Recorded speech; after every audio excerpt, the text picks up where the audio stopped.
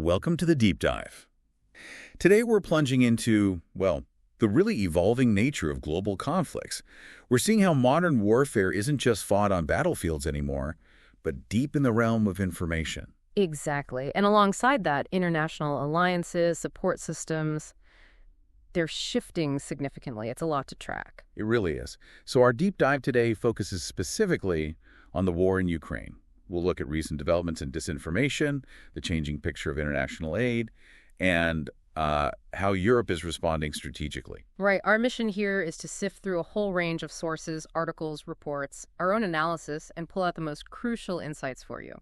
We want to give you those key nuggets of knowledge quickly, but, thoroughly. So by the end of this, you should have a much clearer picture of the complex dynamics at play, the huge challenges Ukraine faces, and how the roles of major global players are, well, evolving right before our eyes. Let's get into it. Okay, let's unpack this, starting with something that's, frankly, quite eye-opening. The rise of really sophisticated disinformation. We're not talking simple fake news here. No, not at all. A prime example was that deepfake video involving the U.S. State Department spokesman Matthew Miller. Yes, I remember reading about that. It was quite something, a fabricated 49-second clip, yeah. But it used actual footage of him, and it was edited to make it seem like Miller was saying Belgorod, the Russian city, was a legitimate target. Suggesting no civilians were left, essentially. Precisely. The deepfake had him claiming it has essentially no civilians remaining and is practically full of military targets. It even invented a reporter's question for him to supposedly answer. Wow, and did this actually get traction? Oh, absolutely. It spread widely on Telegram channels, particularly in Belgorod. It even got responses from Russian government officials. So it had a real-world impact, potentially influencing local sentiment there. Definitely. And while U.S. officials point out, telltale clues, the lip sync being off, his shirt and tie changing color mid-clip. Subtle things you might miss if you're not looking closely. Exactly. But Miller himself had to come out and denounce it very clearly. He stated, "The Kremlin has made spreading disinformation a core strategy." And that's the key point, isn't it? It's strategy. So this single instance, what does it tell us about the bigger picture, the current information landscape? Well, it shows how sophisticated these efforts have become. This isn't just about sowing general confusion anymore. It's targeted, it's localized, and it uses advanced tech like deepfakes. It's part of these wider Russian disinformation campaigns, what people call hybrid attacks. Blending information warfare with other tactics. Right. You see, Secretary of State Blinken was recently in Moldova and the Czech Republic, and combating this very issue was central to his trip. He talked about pro-Russia propagandists using social media, fake accounts, spreading lies, like trying to undermine Moldova's president, Maya Sandu. And they're formalizing cooperation against it, too. Yes. The U.S. signed an agreement, a memorandum of understanding, with the Czech Republic specifically to counter this kind of foreign state information manipulation. They even had James P. Rubin, the special envoy for disinformation, on that trip.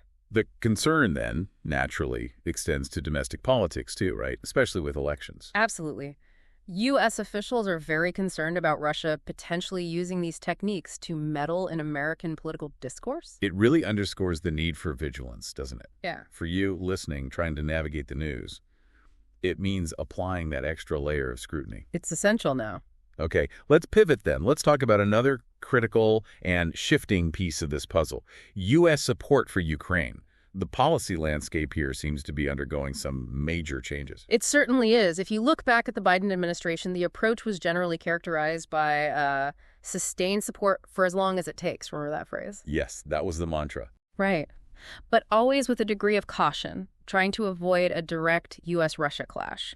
The U.S. provided a huge amount of aid, roughly half of all military assistance globally, about $106 billion in direct aid by late 2024. And there were policy shifts even then, allowing certain weapons for strikes inside Russia. Correct. First, limited strikes near Kharkiv back in May 2024, and then later, the long-range ATACMS missiles in November 2024. Aid mostly came through two channels: the PDA, Presidential Drawdown Authority for quick delivery from U.S. stocks, and USAI, Ukraine Security Assistance Initiative for buying new systems from manufacturers, which takes longer.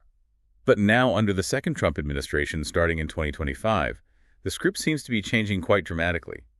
What are we seeing? We're seeing very significant shifts. In March 2025, there was a pause announced on weapon shipments. The White House spokesperson, Anna Kelly, stated it was to put America's interests first. And what specific systems were affected by this pause? Crucial ones. Patriot air defense batteries, NASAMS, Hawk systems, all vital for defending against air attacks. That's a major change in posture. And statements from the new administration reflect this too. They do. The new Secretary of Defense, Pete Hegseth, has publicly called returning to Ukraine's pre-2014 borders an unrealistic objective. He also stated that NATO membership for Ukraine is not a realistic outcome of a negotiated settlement. So a very different set of expectations being laid out. Very different. And there's a clear expectation now that Europe needs to step up and provide more financial and military aid. The message is the U.S. will concentrate on its own security, and importantly, no U.S. peacekeeping troops will be deployed to Ukraine. And there's a specific peace plan being floated by Trump's advisors, Kellogg and Fleitz. Yes, retired Lieutenant General Keith Kellogg and Frederick Fleitz. Their proposal involves basically a ceasefire along the current front lines, then forcing both Russia and Ukraine into peace talks. And under this plan, Ukraine wouldn't formally give up territory. Not formally, no. But the occupied territories would remain under de facto Russian control. Ukraine would also have to postpone any NATO membership aspirations for, well, a longer period. What's the leverage in this plan? The plan suggests continued arms supplies to Ukraine if it agrees to talks, but interestingly, increased arms if Russia refuses to negotiate. And how does this align with Trump's own stated views? Well, President Trump has expressed admiration for Putin in the past, stated he's not looking to hurt Russia, and wants a deal to end the war. It seems to fit that framework. How has Ukraine reacted to all this, President Zelensky? Very strongly. Zelensky described Trump's views as a disinformation bubble and emphatically stated that Ukraine is not for sale. There was also that side note about a U.S. pitch for access to Ukraine's rare earth minerals, which Zelensky apparently rejected. A lot going on there. So this is the policy shift. What about the American public? How are they feeling about these changes, the war itself? Is opinion shifting too? Public opinion is, well, it's varied. You see different things depending on the poll and how the question is asked. For instance, a March 2025 Gallup poll showed 46% of U.S. adults thought the U.S. was not doing enough for Ukraine. That's actually a high point since the invasion began. Interesting. So still significant support or desire for support. Yes, but then 30% in that same poll thought the U.S. was doing too much and 23% just enough. Another poll, Quinnipiac, also in March 2025, found 62% agreed supporting Ukraine was in the U.S. national interest, and a majority, 56%, disapproved of Trump halting military aid. So disapproval of a pause, but maybe division on the overall level of aid. It seems that way. That Quinnipiac poll also found 61% thought Trump wasn't tough enough on Putin and 50% thought he was too tough on Ukraine. Then an April Pew Research survey showed 72% were concerned about Ukraine being defeated. So you see concern, a belief it's in the U.S. interest, but also that division on how much aid and the administration's approach. It reflects the complexity, really. Okay, so with the U.S. seemingly stepping back, or at least changing its terms of engagement, what does this mean for Europe? How are they reacting, and how is Ukraine itself adapting? Europe's reaction, especially within the sort of EU bubble, has been largely negative. Shock and dismay were reported. Kaja Kallas, the EU's chief diplomat, reportedly called the U.S. moves appeasement and strongly condemned Europe being excluded from negotiations. Especially after those reports that Trump blamed Ukraine for the war. Exactly. That cemented the dismay. Now, Europe has significant economic strength, but its defense industrial base, well, it faces real challenges. It's just not on a war footing like Russia is. Production takes time, supply chains. Right. Expanding production is slow, supply chains weren't designed for this scale, and getting different countries to cooperate effectively on defense projects is notoriously difficult. But Europe has been contributing significantly all along, hasn't it? Oh, absolutely. Tens of billions in aid, and they've trained over 70,000 Ukrainian troops, which is actually more than the U.S. has trained. But the challenge now is replacing specific capabilities the U.S. provided. Like what specifically? High-end air defense is a big one, especially systems like Patriot that can handle ballistic missiles, and also the kind of precision intelligence needed for effective targeting. Europe struggles to replicate that scale and sophistication quickly. Can you give us a feel for how different key European countries are responding? Sure. France, with President Macron, has been really pushing for European leadership. He's floated ideas like sending military experts, even limited troops, to non-conflict zones within Ukraine, controversial, but shows the push for autonomy. And Italy. Italy's a major contributor to NATO and EU missions, but their armed forces are described as overstretched. Any new deployment to Ukraine would mean cutting back elsewhere. Still, they're vital for things like NATO air policing. They provide Sampai air defense to Ukraine and crucial airlift. Rome is pushing allies to share more of the burden and trying to sort of bring the Trump administration back into the fold on European security. What about Spain? There's been talk about their defense spending. Yes, Spain faces pressure to increase spending.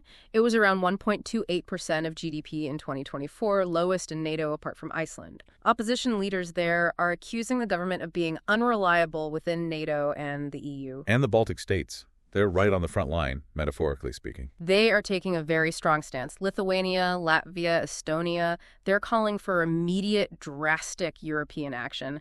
Accelerate Ukraine's EU membership, massively increase defense spending. They've indicated willingness to spend up to 5% of their GDP and really boost Ukraine's own domestic defense industry. 5% is huge. It is. They're even suggesting relaxing EU budget deficit rules to allow for this kind of defense investment. And there are concrete steps happening, like a German-Dutch division being based in Lithuania soon. That's a significant commitment. So amidst all these geopolitical shifts and anxieties, what about Ukraine itself? How is its own resolve holding up and its ability to innovate? Ukraine's resilience and innovation are, frankly, remarkable. They're now producing about 30% of their own weapons domestically. We're talking cruise missiles, drones, tanks, ammunition. The drone industry has been a major story. A huge story. An explosion is how it's described. Nearly 2 million drones produced in 2024.